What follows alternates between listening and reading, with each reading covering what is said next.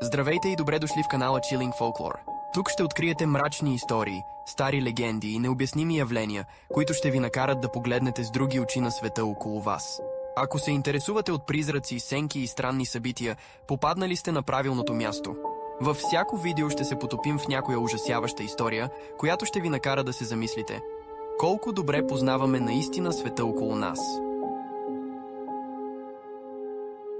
Една вечер баща отиде да каже лека нощ на своя 7-годишен син, напълно осъзнавайки, че ако не го направи, синът му трудно ще заспи.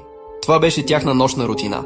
Той влезе в приглушено осветената стая, където синът му го чакаше под одеялото. Още с първия поглед бащата усети нещо странно, но не можеше да разбере какво точно е различното. Момчето изглеждаше същото, но имаше усмивка, която се разтягаше от ухо до ухо. "Всичко наред ли е, момчето ми?" попита бащата. Момчето кимна, все така усмихнато, преди да каже: "Тате, провери дали има чудовища под леглото." Бащата се засмя леко, навеждайки се на колене, само за да успокои сина си. Но там, под леглото, блед и изплашен, лежеше истинският му син. С треперещ глас прошепна: "Тате, някой е на леглото ми." Един лекар работеше в болница, в която пациентите бяха маркирани с цветни ленти. Зелена – жив, червена – починал. Една вечер лекарят получи нареждане да отиде до мазето на болницата, за да вземе някои медицински принадлежности и се насочи към асансьора. Когато вратите на асансьора се отвориха, вътре стоеше пациентка, която спокойно си стоеше на място. Пациентите имаха право да се разхождат из болницата, особено тези, които са там от дълго време.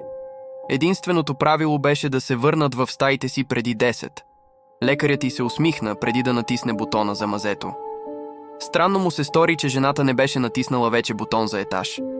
Запита се дали и тя не слиза към мазето. Асансьорът най-накрая стигна етажа и вратите се отвориха. В далечината един мъж куцукаше към асансьора, а в пристъп на паника лекарят бързо натисна бутона за затваряне на вратите.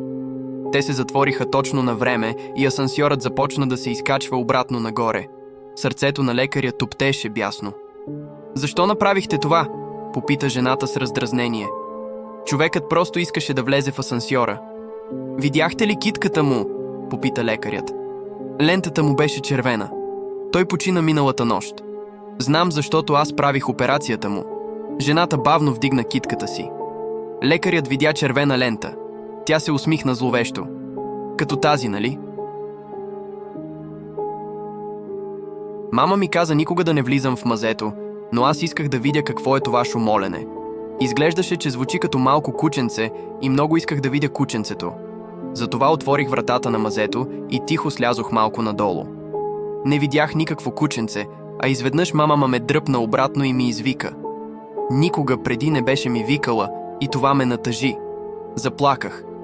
После мама ми каза да не отивам в мазето никога повече и ми даде бисквитка.